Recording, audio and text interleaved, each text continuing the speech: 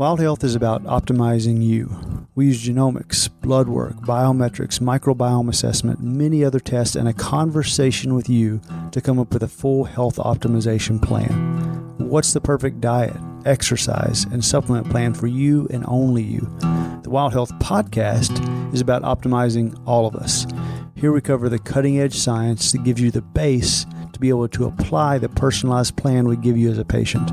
To sign up as a patient, go to wildhealth.com. Or if you're a physician or health coach and you want to learn how to do this for your patients, we're happy to help as well.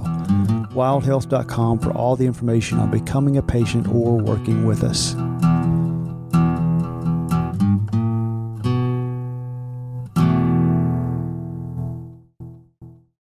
Hi, everybody. Welcome to the Wild Health Podcast. If you're tuning in right now, this is not an episode from 2 to 3 years ago. I am actually back. I'm actually hosting an episode today, and I'm hosting this episode for a very specific reason.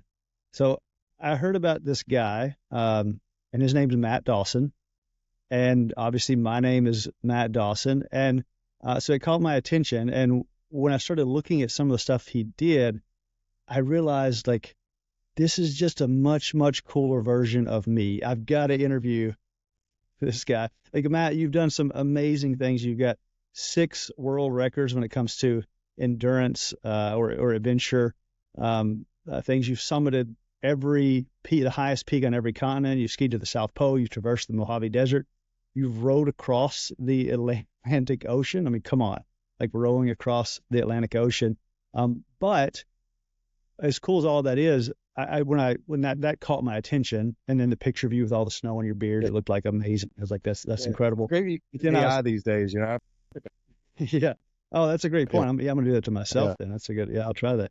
But what really caught my attention is kind of there's some very specific things, kind of your philosophy, this concept of strength and surrender, just how you think about the world and how you kind of lead in the world. I don't think many of our listeners, and especially me, are going to row across the Atlantic Ocean or get many tips around things like that. But that's not what we're going to talk about today. I want to hear about your kind of the challenges you'll overcome and where you are now, because I think there's a lot to learn there. But would you mind just starting by sharing just your personal journey in general and how you realized, from what I've read, that you really needed to make a dramatic change in your life? Tell us about that. Yeah, no, look, I appreciate the intro, and just, you know, for confusion's sake, is, you know, feel free to call me Dawson, and everybody does. All my good friends do. I'm sure they probably call you Dawson as well. When I hear Matt, I don't even respond to it, you know, anymore. But it's you know, it's a great story, and I love the lead in that you talked about, because that's really at the heart of what I'm trying to do personally, what we're doing as an organization, as Dawson Peak Foundation is. It's all well and good to do these big, you know, physical events, whether you're climbing mountains, rowing oceans, running ultra marathons, you know, whatever it is. But for us, it's a means to an end, not an end in and of itself. Is we're doing this to facilitate conversations about what you just brought up about, you know, about strength and surrender, about service to others, about living with purpose, about capacity versus duty, about all these different things. So it's really a Trojan horse for a deeper conversation where, to your point, most people aren't going to row across an ocean or climb an 8,000 meter mountain, things like that. But it's like, we all face these things in our everyday lives. So how can we make this applicable to everyone? That's our goal, you know, in what we're doing, kind of why we're doing with everything behind this. But, you know, in a nutshell, my transformation really started in my late 30s. I was 38, 39 years old.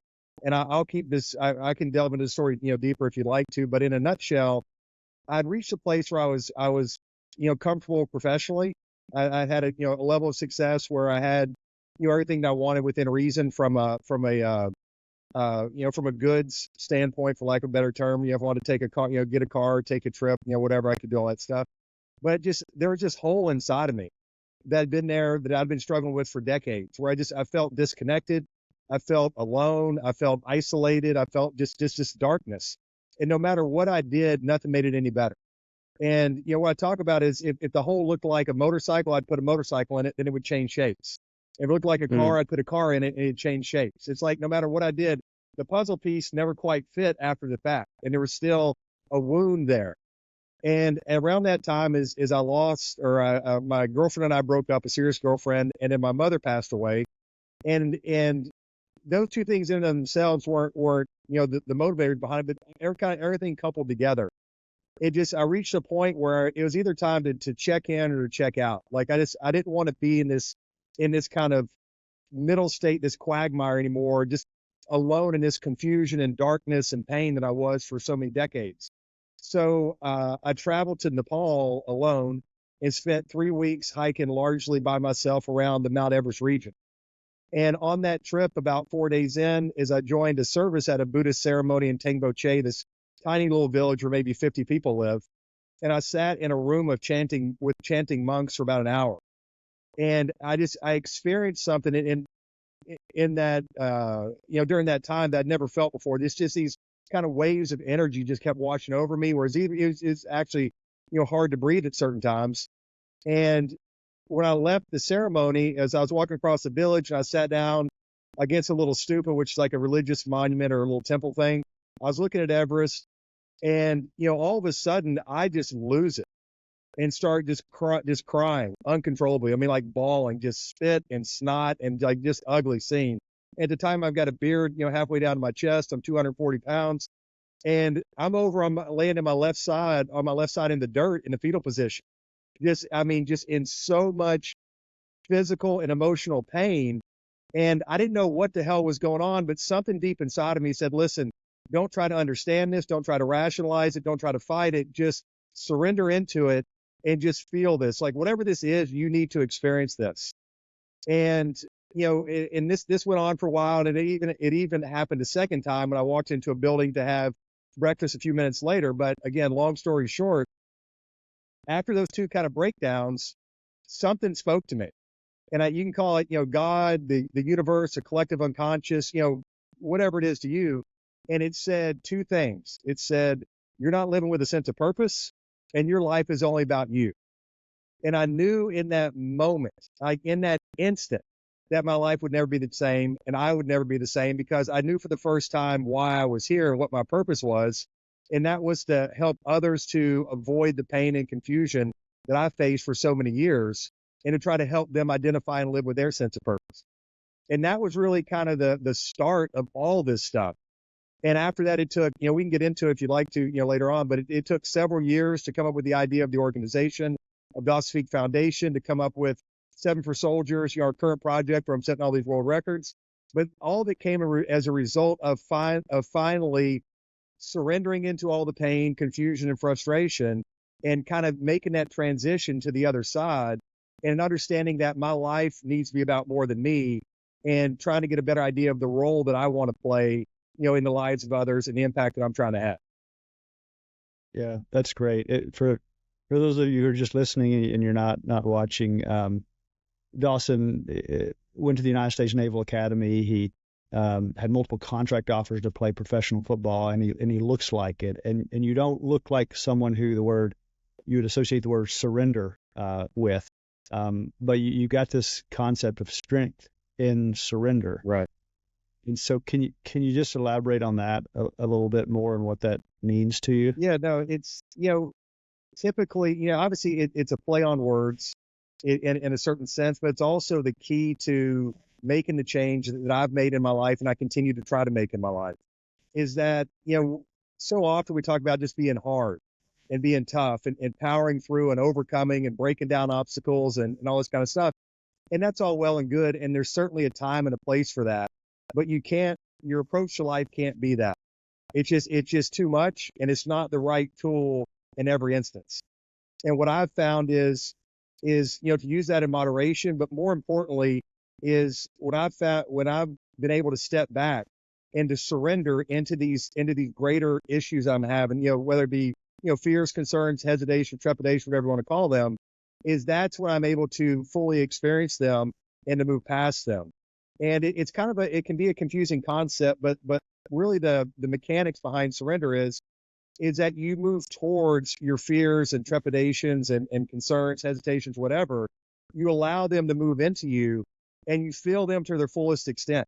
I mean, you let all that you feel it as much as possible, because to fight it is to feed into it. But it's once you're able to feel them, experience all the pain that they have to offer, experience all the confusion, frustration, whatever, the most important part is you allow them to exit through you and not take root within you. Is that you remain unmoved in the face and the experience of them, allow them to pass through you, and that way you can process them more effectively and now move on to another stage of your life, or to another Now, challenge, or to whatever you want to say with it.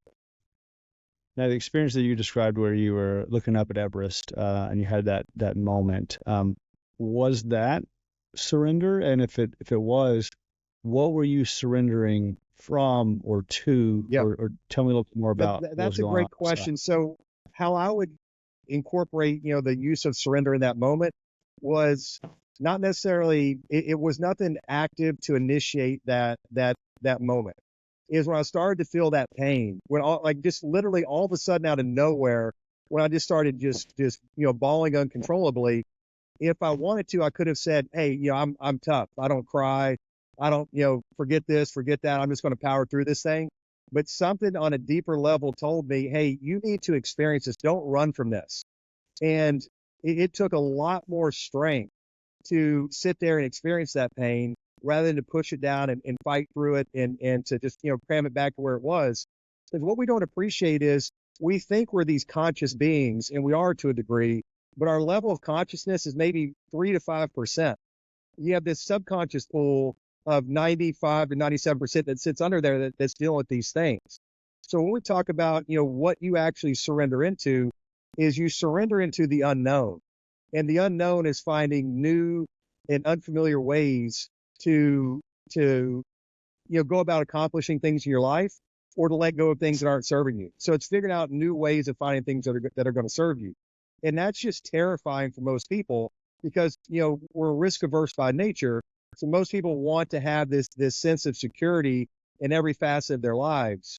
And that's when you look at surrender and remaining unmoved in the face of these challenges, feeling them as intensely as you can possibly can before allowing them to move through you. Honestly, it takes a lot of work, and there's a lot of pain that's associated with it. But once you kind of get it down, it's something that you look to as a welcomed occurrence from time to time, because I know what comes out on the back end of that. And that's growth, that's, vision, that's better understanding. It's all these things. I was joking earlier about not many of our listeners are going to row across the Atlantic Ocean, but we do have a lot of listeners I think would appreciate hearing like tips and tricks and all this physical stuff. But a lot of times when I see them doing these extreme events, I think, why? Like, what are they running from? What is it that's chasing them? Are they really doing it from a good place or not?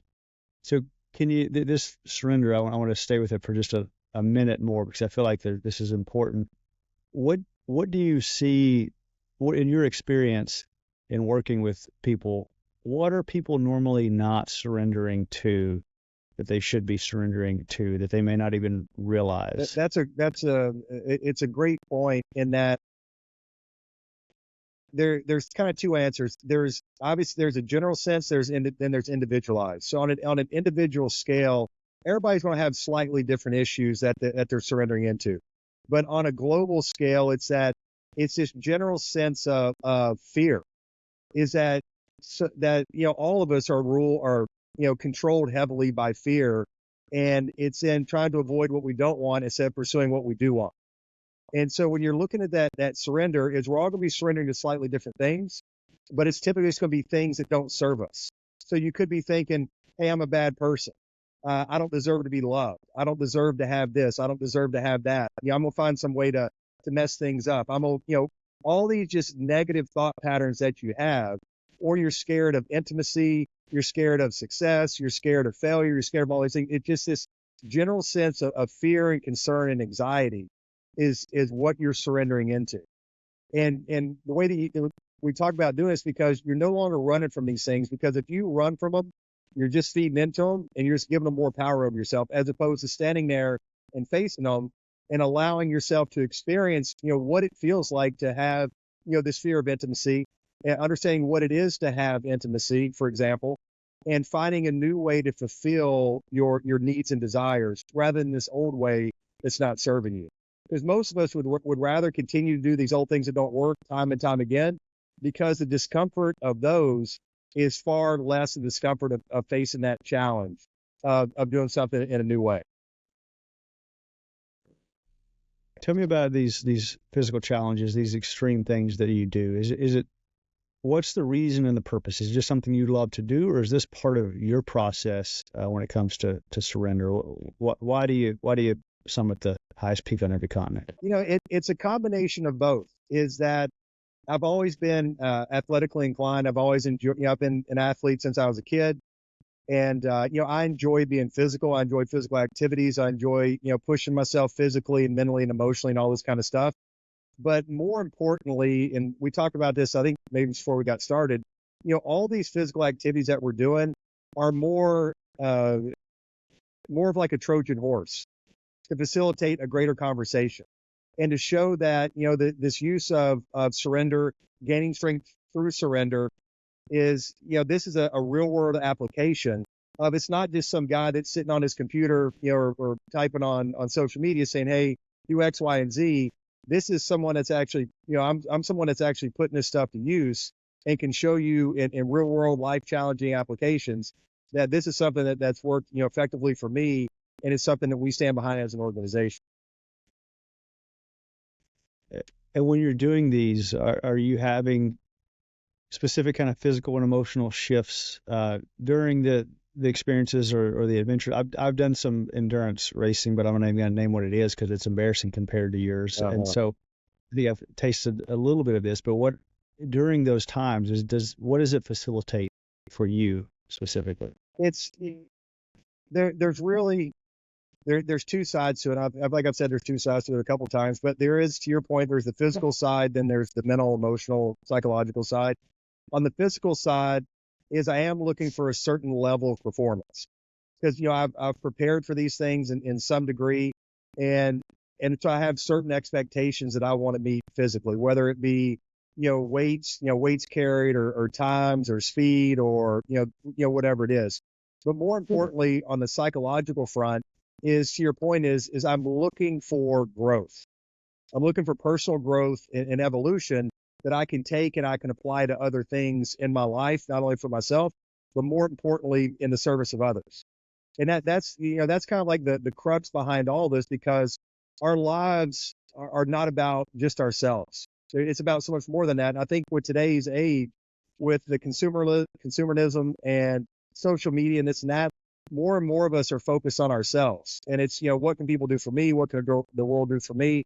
And, personally, and as an organization we're trying to shift that perspective to say, hey, what can I do for others? And it's that shift from self-centered to service-centered.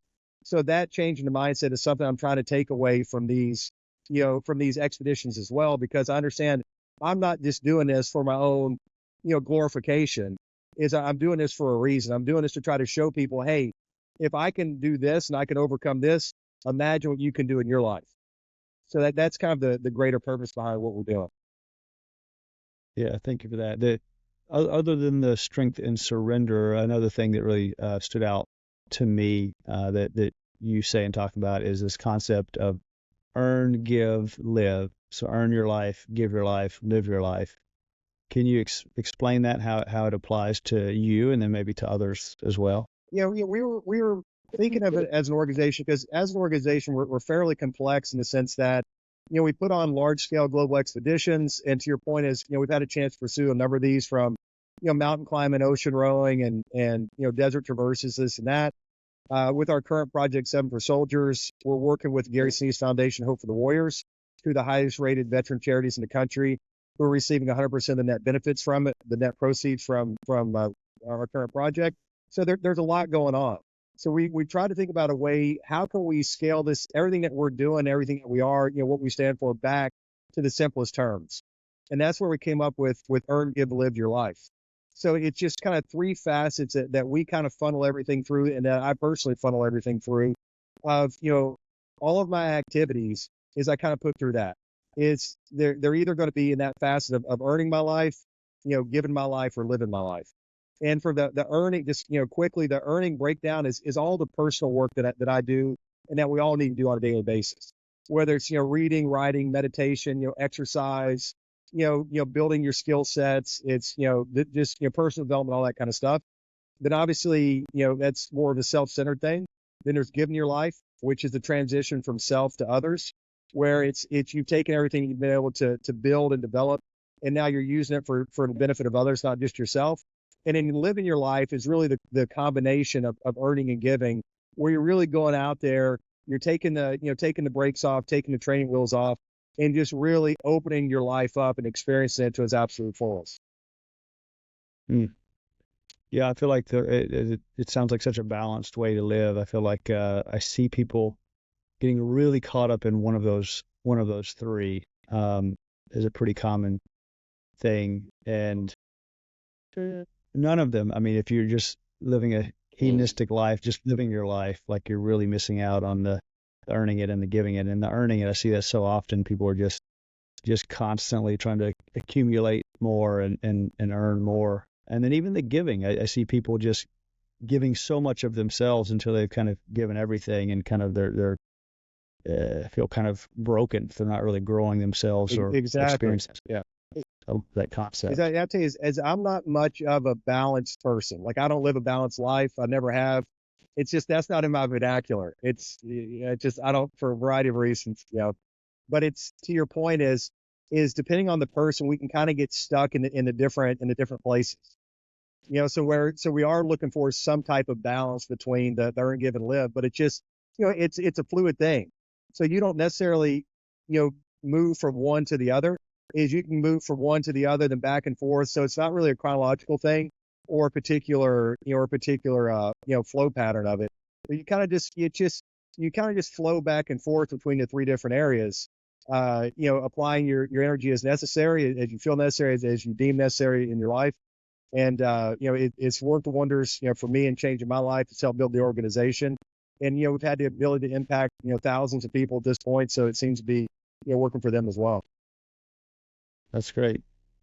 And what about this concept of duty and capacity that you talk about? How do you look at that? What does that mean to you? Yeah, that kind of ties back into what we're talking about EGL, is that so often, that's really the shift from self-centered to service-centered. Is when you look at a capacity standpoint, is that we all have the capacity to do so much more with our lives, to make so much more out of ourselves, to grow, to learn new skills and thought patterns and, concepts and habits and, all these kinds of things. And that's where the capacity comes in, is far too often we have a tendency to limit ourselves for a variety of reasons. I think typically because we're more scared of the power, the magnitude of the power that we actually have, because with that power comes responsibility. And I think most people choose to say, I'm not as powerful as I want to believe, because that takes away their need to act and to have more responsibility in their lives.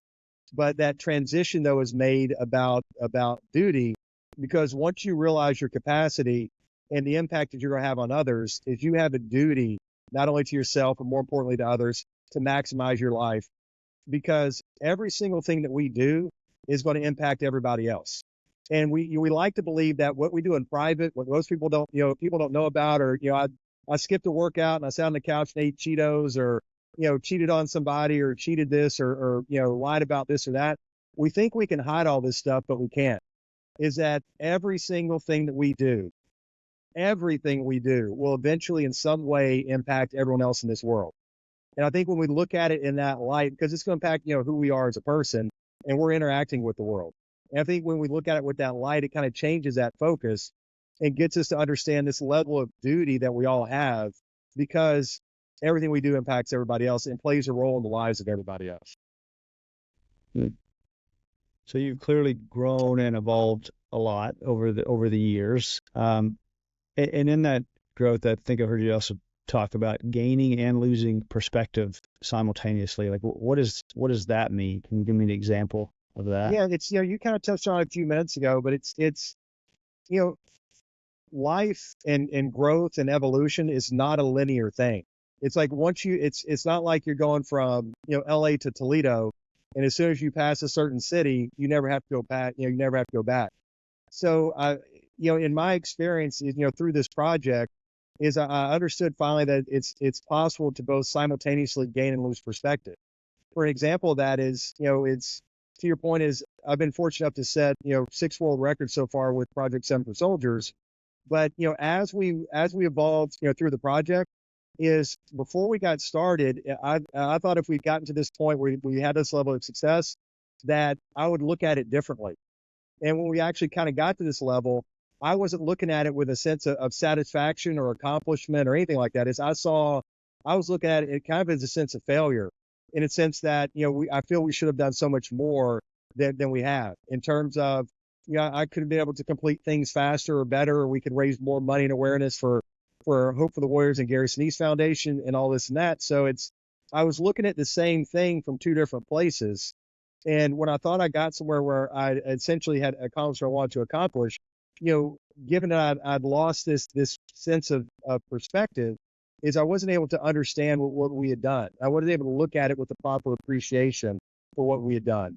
And that's just where I came to understand is that, is that perspective is something that can be gained and lost at the same time. And then, once you lose it, you can gain it. Even once you gain it, you can lose it. So it's a very fluid thing to maintain the proper perspective.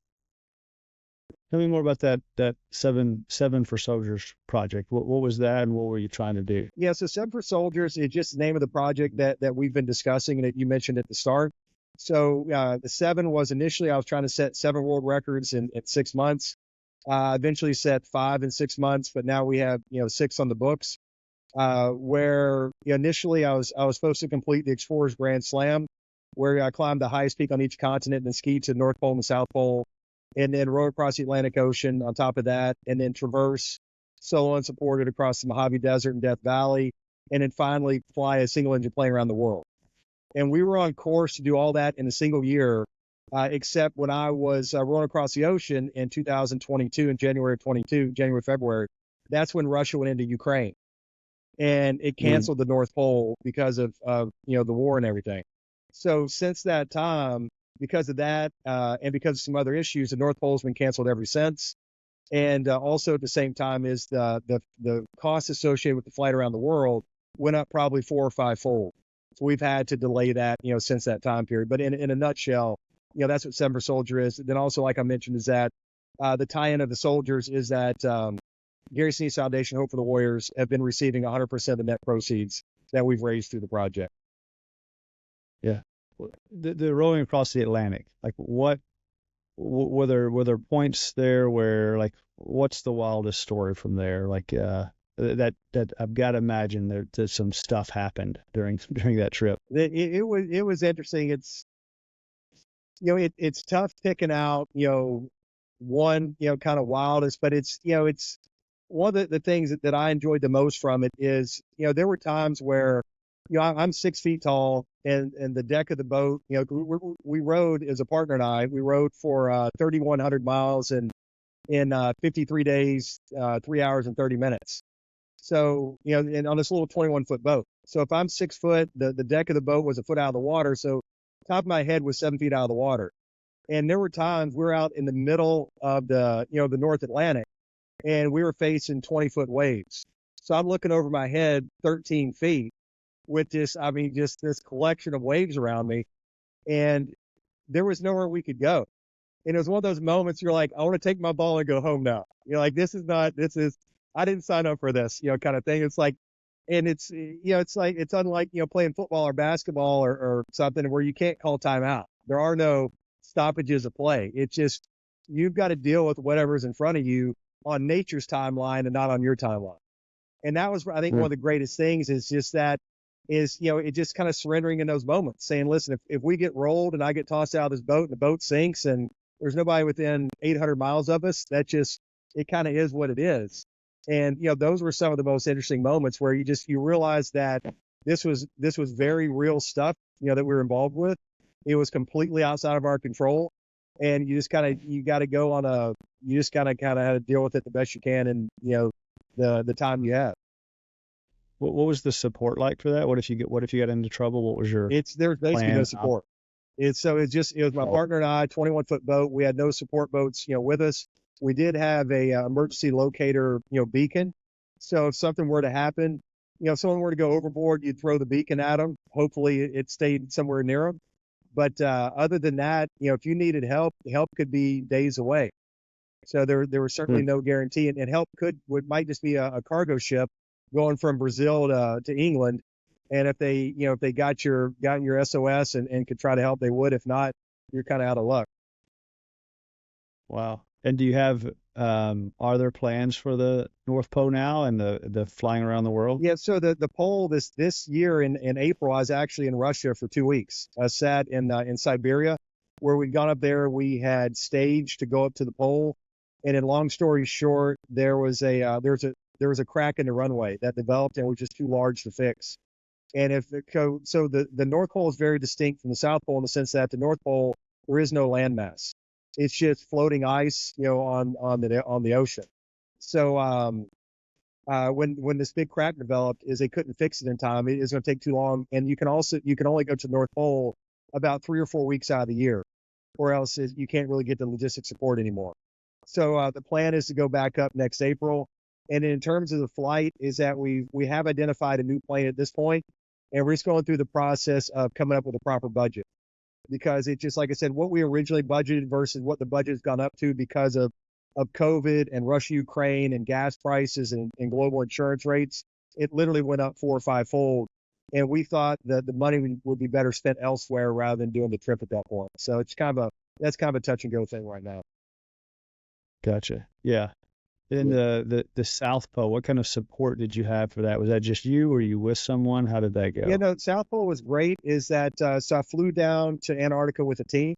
While I was down there, I was with Mountain Professionals and Ryan Waters, who's a very good friend of mine. Mountain Professionals is a boutique guiding service out of Boulder, Colorado. Ryan is a just world-renowned polar guide and mountaineer. So I went down there with a team, and we climbed Mount Vinson, which was the highest peak, and it is the highest peak in Antarctica. And then about a week later, a separate team and I, along with Ryan, skied about 70 miles to the South Pole. So it was me. I think our whole team was 5 people, and just it was interesting that being down there when it's 30, 40 below, and you're down there, and literally besides the South Pole station, there might not be anybody within several hundred to several thousand miles of you. And you want to talk about just feeling what alone feels like is on the plateau in Antarctica when it's 30 below and nobody's within 800 or 1,000 miles of you. That's understanding what alone really is. Mm. You talked about your purpose was to help others, and you mentioned the peak of Antarctica, and you have Dawson's Peak Foundation. How exactly are you helping others? What does the foundation do exactly? Yeah, there are two sides to it right now. The first side is set up for the viewers or the followers, where we have athletes that are undertaking these large global at one-off expeditions. The current one, like we've been talking about, is Project Summer Soldiers, where I'm the athlete. But we want people to be able to draw parallels between themselves and what I'm doing. Because like we mentioned earlier, is that to climb a mountain or row an ocean, all this kind of stuff. Look, it's all well and good, and people want to talk about how cold it was, or I couldn't feel my fingers, or how high it was, or how hot it was, or how many times I threw up, or whatever. And you can talk about all that stuff, but there's a greater conversation to be had, and it relates to these things we're talking about service to others, about duty, about capacity and purpose. And that's what we're trying to get people to understand, is where they say, hey, if this guy Dawson is climbing all these mountains or rowing an ocean, what's an ocean that I can cross in my life, or what's a mountain that I can climb in my life? And I think it's kind of overdone at this stage to say, what's your Everest and what's your this or that. But it's just to get people to draw parallels between themselves and what we're doing, to say, hey, if this person is doing X, Y, and Z, then I can identify something equivalent in my life, which is kind of the overall takeaway of what we're doing. But also, as we mentioned, several times now, Hope for the Warriors and Gary Sinise Foundation, where 100% of the net proceeds we've raised have benefited those groups. So I haven't, literally since we started this thing on August 1st, 2018, I haven't made a dime. The organization hasn't made a dime. Everybody's volunteer based. So it's been great to be able to raise the awareness and to raise some financial resources for those groups, because obviously they certainly deserve it, because we couldn't do what we do without the freedoms afforded by their actions. Yeah. You mentioned people finding their own Everest. Like climbing Everest or doing these things you've done are hard. And so, but by definition, someone kind of finding their Everest is not going to be an easy thing to get through. Like, do you have what advice do you have for someone who, yeah, I found my Everest, Right. but I'm kind of stuck. Like I'm unsure how to move forward specifically. What would you say to someone in that situation? It's, I think there's a couple ways you can look at depending on what they've identified. But the most important thing is we got to figure out ways of making things smaller. Because, if you want to talk about, Everest, for example, is if you say you're going to go there, you're going to climb, to over 29,000 feet. And I'll tell you, as soon as you walk up and you see Everest, you don't think that it's possible to climb that thing. And what you have to do is you just break it down in these smaller and smaller segments and smaller sections and understand there's a process behind all this stuff. And the greater the goal, the greater the adventure, the greater the whatever you want to call it, the more process oriented we need to be. So, when we got started with Dawson's Peak Foundation, it took us literally years to go from the concept to the actual, implication of it on a daily basis. And then once we identified what we were going to try to do, it took me years of training just to get to the starting line. It took 2,076 hours of training alone. It took multiple surgeries, multiple surgical procedures, multiple, PRP injections, all this kind of stuff just to get to the starting line, just to see if I was good enough to make it to the first mountain, to see if I was good enough to make the second mountain. Like, it was a long, involved process. And if I was going to try to look at that all from the starting line, there's no way I would have done it. It's just too much. So you have to break this stuff down and become very process oriented to understand, what are some smaller segments you can look at, and then how can you start to systematically, address and apply and attack those smaller segments. Usually Everest is 29.5. Is that what you Everest said? It's 29, I think 032 is what it is. Just under 30,000 feet. Yeah. Okay. Several of the wild health physicians, Mike Mallon, Mike Stone, myself, Carl Seeger, are climbing Cotopaxi in about a month and a half, and it's 19.5, which I was not looking forward to. That seems high, and that's just hilarious to me that you got another 10,000 feet to go. Look, I've thought the same things. It's interesting when you get to Camp 4 on Everest, which is 26,000 feet, where you enter the death zone, where everyone's heard of from all these movies where, the human body can't live for very long. There's literally another mountain to go. As you get there, you're at 26,000. You're like, I got to climb 3,000 more feet. Or like, there's another mountain here. And it's just, but look, I've thought the same thing. Like, I'll go out on climbing, on training climbs. And normally I climb between like 10 and 11,000 feet in training. And even at 10,000 feet, I'm just thinking in my mind, I was 19,000 feet higher than this. I was nearly 3 times, this high on Everest. And it just, just kind of comes with the territory of it. But, that being said, there are some mountains that are extremely challenging, that are 20,000 feet, that are 10,000 feet, that are 7,000 feet. So it tied there, that technical element as well as just the pure altitude is, tied into it. Well, if someone wanted to support Dawson's Peak Foundation, how would they do that? How would they learn more about that? Yeah, the best thing to do is just get on to my website, which is dawsonspeak.com, and that links to our foundation website. And then through that channel, you can donate to Project 7 for Soldiers, which again, 100% of the benefit of the net proceeds are benefiting Gary Sneed's Foundation and Hope for the Warriors. And you can do through a text campaign. It's all on the website. You can do that. You can also follow along at Dawson's Peak, PEAK, on Instagram. And as you mentioned earlier, is my first book is coming out, which is Strength and Surrender, on October 22nd. That's awesome. I can't wait. I mean, I want to ask you about every peak. I want to ask you about all these ventures and hear more stories, but it's coming out. So and people can just buy that anywhere where books are sold. It's going to launch first on Amazon, like most people do these days. And then, then it'll go to hopefully, Barnes and Noble and all these, different retailers. But, what I've enjoyed about the book is it's not just about physical pursuits. It's not just about some old guy, climbing mountains or rowing oceans or whatever. It's what we talk about in this conversation it's all the stuff that's behind it. Look, it has all the stuff in there about how cold it was and how high it was and how heavy it was and all that kind of stuff. But more importantly, it's a story about transformation. It's about my personal transformation. And there's a lot of great stuff in there about lessons that are applicable to everyone, kind of intermixed through the chapters.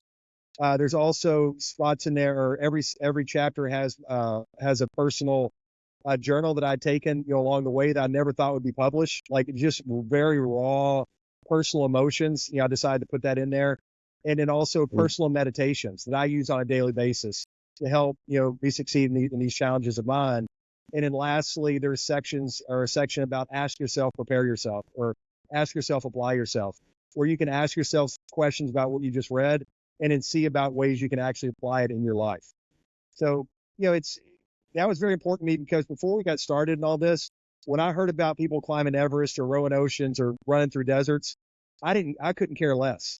Like literally, I couldn't tell you where Everest was on the map. I had no interest in it. I was like, that's just dumb. It sounds terrible. I don't know why anybody wants to do that, and it's not applicable to my life. And that's what's so important to me about this book is, even if, you're never going to climb a mountain or go out for a 20-mile run or whatever, there's still a lot of stuff in here that are applicable to all of us just on a daily basis, in terms of connecting with ourselves and understanding our identity, redefining our identity, learning how to be of service to others, and how to live more purposeful life. You said old man. How old are you? I'm Dawson? 45. Okay, yeah. So I'm only 43. By the time I'm 45, I'm sure I'll do all this stuff. I was just getting warmed up at 43. Yeah, so Yeah, you still I don't got feel your prime in front of you. Yeah, I don't feel nearly as bad. I'll probably do all 7 by the time I'm 45. Yeah, I'm sure. So, no, this has been great. I really enjoyed this. I really want to hear more stories and about this. I can't wait to read the book. Anything else before we go? Anything else that you think would be important for the listeners? No, look, is I appreciate you taking the time today. Thank you for that. And just getting people to understand is there is a time to fight and there is a time to surrender. And, what we're doing here is trying to show people examples of, how to apply that concept and when to apply that concept. So, please follow along at Dawson's Peak, DawsonPeak.com. And again, Strength and Surrender is coming out on October 22nd. Thanks, Dawson. Can't wait to read it. I appreciate it. Thank you. Thanks so much for listening to the Wild Health Podcast. If you want more daily health education, be sure to follow us on Instagram, which is filled with health optimization how-tos, grocery shopping lists, guided breathwork posts, myth debunking, and so much more. You can find us at Wild Health MD on Instagram.